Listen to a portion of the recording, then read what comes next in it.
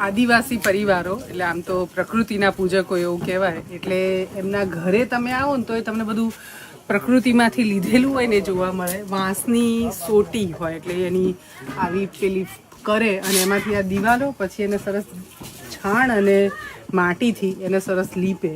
આ ઘરમાં બહુ ઠંડક રહે અને આમ બહારથી એક જ ઘર આખું દેખાય અને પછી અંદર કમ્પાર્ટમેન્ટ હોય જુદા જુદા. આ જેમ કે બેઠક રૂમ છે, અમારા દેવેન્દ્રભાઈ છે કે આરએસએફમાંથી એમનું કામ કરવાનું પણ એરિયા છે અને આ એમનો બેડરૂમ છે અને એટલે વચ્ચે ખાલી વાંસ અને એમાંથી સરસ પેલું કમ્પાર્ટમેન્ટ કર્યા હોય અને એમનું રસોડું છે લીપણ ને બધાથી.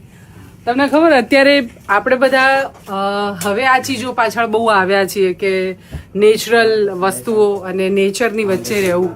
તો આ એકદમ નેચરની વચ્ચે બહુ આમ પાકાનો મોહમાં ન પડે અને આવામ રહે એવું ઈચ્છીએ હંમેશા. એમ ધની તો થાય સુખી પૈસાદાર એવું ઈચ્છીએ પણ બાકી આ નેચરની વચ્ચે. તો બસ ત્યારે સફરી ટીમ છે એમની સાથે ગામોમાં ફરી રહ્યા છીએ એટલે આ સરસ મજાનું ઘર પણ અમારા દેવેન્દ્રભાઈનું જોયું એટલે મળવા આવે. ઘરની વાત તમારા સુધી બી શેર કરી.